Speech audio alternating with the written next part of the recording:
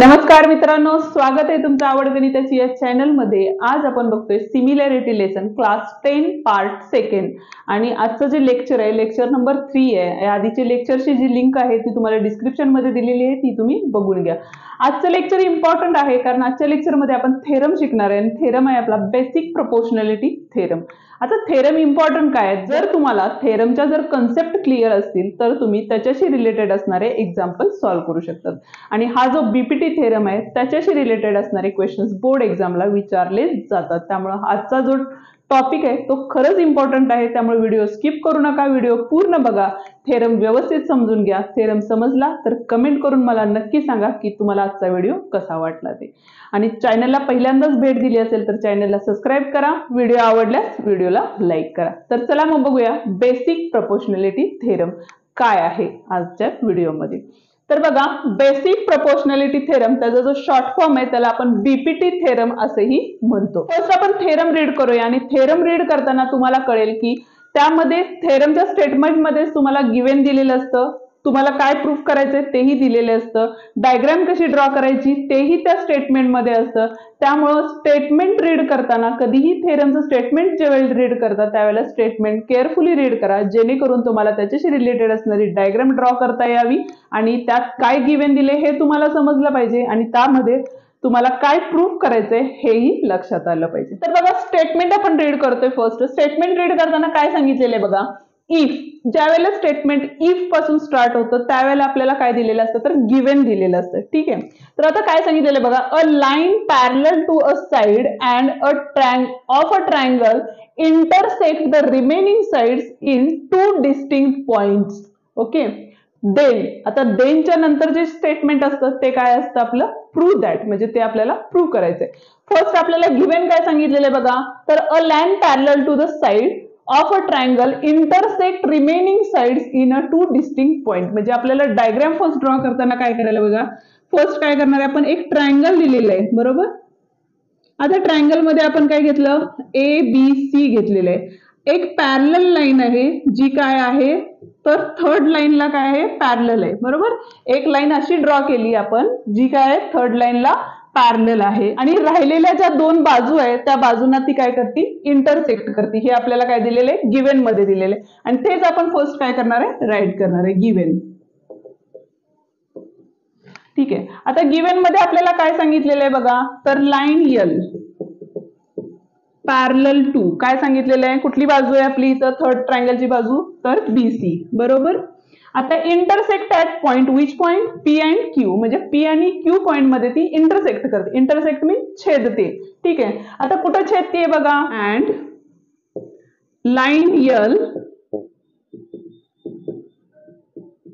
Intersect at side, कुठली side आहे आपली, ए बी, अँड साइड, कुठली साइड आहे आपली दुसरी, A C, at point P and Q respectively.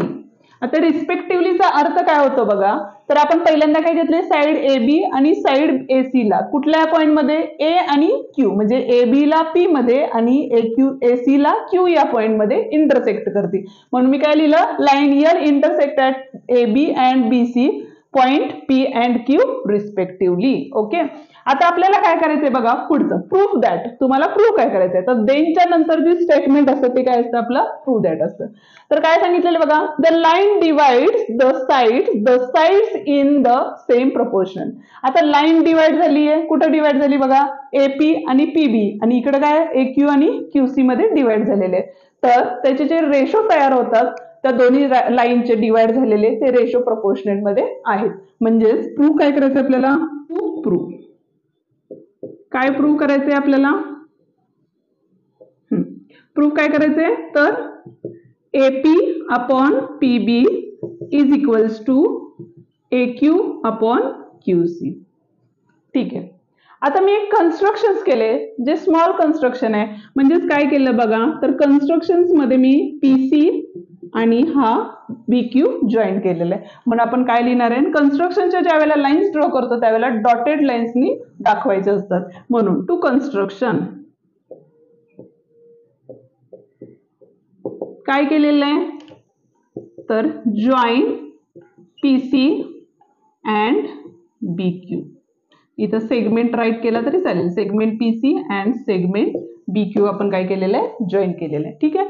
आता आपण जाऊया प्रूव्ह दॅट कडे. प्रूव्ह दॅट करताना आपल्याला फर्स्ट काय करायचं, डायग्रामचं ऑब्झर्वेशन केलं तर बघा AQP आणि PQC घेतला, जर Q पासून व्हर्टायसेस पॉइंट घेतला तर या दोन्ही ट्रायंगलची हाईट ही काय असणार आहे, आपली इक्वल असणार आहे. आणि त्याच पद्धतीनं APQ आणि दुसरा आहे PQC हे दोन ट्रायंगल घेतले तर PQ म्हणजे इथं P व्हर्टायसेस पॉइंट कॉमन आल्यामुळे ह्या दोन्ही ट्रायंगलची हाईट परत काय आलेली आहे, इक्वल आलेली आहे. म्हणजे फर्स्ट आपण घेतलेले आहे. आता यामध्ये फर्स्ट आपण काय करणार आहे, तर इक्वल हाईटचे ट्रायंगल घेणार आहे. म्हणजेच काय घेणार आहे बघा, triangle APQ and triangle PQB are equal heights. ठीक आहे. आता इक्वल हाइट्स असल्यामुळे बघा जर त्याचे रेशोज घेतले तर area of triangle APQ upon area of a triangle PQB घेतला तर या दोन्ही ट्रायंगलची जी हाईट आहे ती कॉमन असल्यामुळे आपण काय घेणार आहे, बेसिसची रेशो प्रपोर्शन मध्ये घेणार आहे. म्हणजेच बघा AP अपॉन PB येणार आहे. रिझन काय येणार आहे याचं, तर बेस इन प्रपोर्शनेट. कधी heights are equal, heights are equal then basis are proportionate. ठीक आहे. त्याच पद्धतीनं बघा हे वरचा आणि इथला ट्रायंगल घेतला म्हणजेच काय होईल बघा, तर बघा इथं काय होईल आपलं, तर triangle APQ and triangle PQC घेतला इन इक्वल हाइट्स. ठीक आहे. त्यामुळे काय होईल आता परत, तर area of a triangle APQ upon area of a triangle PQC घेतला तर परत आपला काय येणार आहे, बेसिसचा रेशो जो आहे तो काय असणार आहे, परत एकदा प्रोपोर्शनेट मध्ये असणार आहे. याला आपण परत काय येणार आहे, बेस आर प्रोपोर्शनेट. नंबर 2 देऊ, याला नंबर 1 दिला. ठीक आहे. आता बघा हे घेतलं होतं आपण सेम हाईट असणाऱ्यांचं. आता जर सेम बेस घेतला तर खालचे दोन ट्रायंगल येतात, हा आणि हा. म्हणून काय घेतलं बघा, तर triangle PQB and triangle PQC हे काय आहेत आपले, इक्वल बेस. ठीक आहे. आता इक्वल बेस असतील तर बघा आता दोन लाईन काय आहेत आपल्या, तर L लाईन आणि BC काय आहेत, पॅरलल आहे. म्हणजे तिथं काय दिलेलं आहे, PQ पॅरलल टू काय दिलेलं आहे, BC आहे. इथं बघा दोघांचे बेस आणि हाइट्स काय झालेले आहेत, कॉमन झालेले आहेत. आणि ज्या वेळेला दोघांचे बेस आणि हाइट्स कॉमन होतात तर रेशो 1:1 येतो. म्हणजे एरिया ऑफ ट्रायंगल्सचा रेशो हा दोन्ही एकमेकांना काय होतात, एरिया ऑफ ट्रायंगल्स इक्वल होतात. दॅट्स वाय आपण इथं काय लिहिणार आहे बघा, तर area of a triangle PQB is equals to area of a triangle PQC. काय रिझन आहे आपल्या यामध्ये, ह्याला नंबर 3 देऊया आपण. आणि हे जे रिझन आहे ते काय आहे, तर base and heights are common. ठीक आहे. ज्या वेळेला बेस आणि हाइट ज्या वेळेला कॉमन होतात त्यावेळेला ते दोन्ही एरिया ऑफ ट्रायंगल्स काय असतात, इक्वल असतात. आता जर दोन्ही ट्रायंगल इक्वल असतील तर फर्स्ट अँड सेकंड कंपॅरिझन केलं आपण तर बघा दोघांच्या बेसला PQB आणि इथं पण PQC आहे. दुसरी गोष्ट बघा ज्याचा जो न्यूमरेटर आहे तो APQ आहे आणि इथं पण काय आपला APQ आहे. तर कंपेअरिंग केलं फर्स्ट सेकंड आणि थर्ड इक्वेशन आपण कंपेअरिंग केलं तर काय होईल बघा, तर आपण ह्या दोन्ही इक्वेशनच्या ऐवजी इकडचे जे टर्म्स आहेत त्या राईट करू शकतो. म्हणजेच काय करू शकतो बघा, तर आपण इथं राईट करूया. तर एरिया ऑफ अ ट्रायंगल काय असणार आहे आपला, APQ upon area of a triangle PQB is equals to area of a triangles दुसरा होता आपला APQ upon area of a triangle PQB. म्हणजेच हे कशावरनं लिहिलं आपण, तर from first second and third.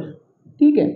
First second and third one केलं. पण आता फर्स्ट अँड सेकंड जर कम्पेअर केलं तर या दोघांच्या व्हॅल्यू ज्या होत्या त्या काय होत्या बघा, तर AP अपॉन काय होतं BP इज इक्वल्स टू काय होतं AQ अपॉन QC होतं. हे कशावरून आलं आपलं, फ्रॉम फर्स्ट अँड सेकंड. म्हणजेच फर्स्ट अँड सेकंडचे जे ह्याची व्हॅल्यू होती एपी अपॉन बीपी आणि ह्याची व्हॅल्यू होती एक्यू अपॉन सीक्यू, म्हणजे ह्याच्याऐवजी आपण हे राईट केलं आणि ह्याच्याऐवजी हे राईट केलं आणि हेच आपल्याला काय करायचं होतं, प्रूव्ह करायचं होतं. हा होता आपला बीपीटी थेरम. आता आपण काय बघितला तर बीपीटी थेरम बघितला आणि बीपीटीचा कॉन्व्हर्स थेरम. कॉन्व्हर्स थेरम म्हणजे काय, जे स्टेटमेंट बीपीटी थेरमचे जे स्टेटमेंट आहे जे गिव्हन मध्ये असतं ते आपल्याला प्रूफ करायचं असतं आणि प्रूफ करायचंय ते आपल्याला काय गिव्हन मध्ये असणार आहे, ते म्हणजे कॉन्व्हर्स थेरम. आता बघा मगाच्या थेरम मध्ये काय सांगितलं होतं, पॅरलल लाईन आहे, इंटरसेक्ट करते दोन साईडला आणि त्याच्यामुळे काय होतं, जे रेशो तयार होतात ते काय असतात, प्रपोर्शनेट असतात, हे प्रूफ करायचं होतं. आता आपल्याला काय प्रूफ करायचं आहे तर रेशो प्रपोर्शनेट मध्ये दिलेले असतात आणि आपल्याला काय सांगायचं असतं की त्या दोन लाईन एकमेकांना काय असतात, पॅरलल असतात, हे आपल्याला सांगायचंय. बघा स्टेटमेंट वाचूया म्हणजे लक्षात येईल. Converse of basic proportionality theorem म्हणजे बीपीटीचा कॉन्व्हर्स थेरम. काय असणार आहे converse theorem? If a line divides any two of a triangles in the same ratio, जर लाईन काय करत असेल, रेशो म्हणजे देताना गिव्हन काय असणार आहे बघा, ह्याचं उलट असणार आहे, ह्याच्या उलट म्हणजे गिव्हन काय दिलेलं आहे आपल्याला, तर AP upon PB is equals to AQ upon QC दिलेले. कधी? ज्या वेळेला लाईन डिवाइड्स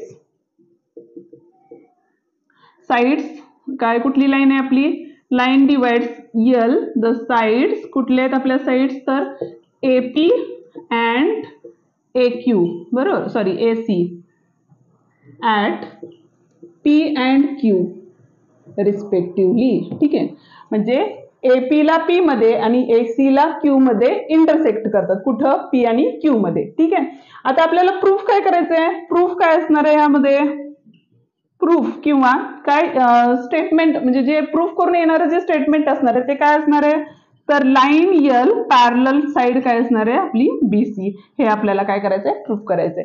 म्हणजे कॉन्व्हर्सचा अर्थ कळाला का तुम्हाला, की कॉन्व्हर्स थेरम ऑफ बीपीटी म्हणजेच काय, बीपीटी मध्ये आपण काय प्रूफ केलं होतं तर एक लाईन पॅरलल आहे जी काय करते पी आणि क्यू मध्ये इंटरसेक्ट होती, ती लाईन त्या लाईनमुळे तयार होणारे रेशोज हे काय असतात, प्रपोर्शन मध्ये असतात.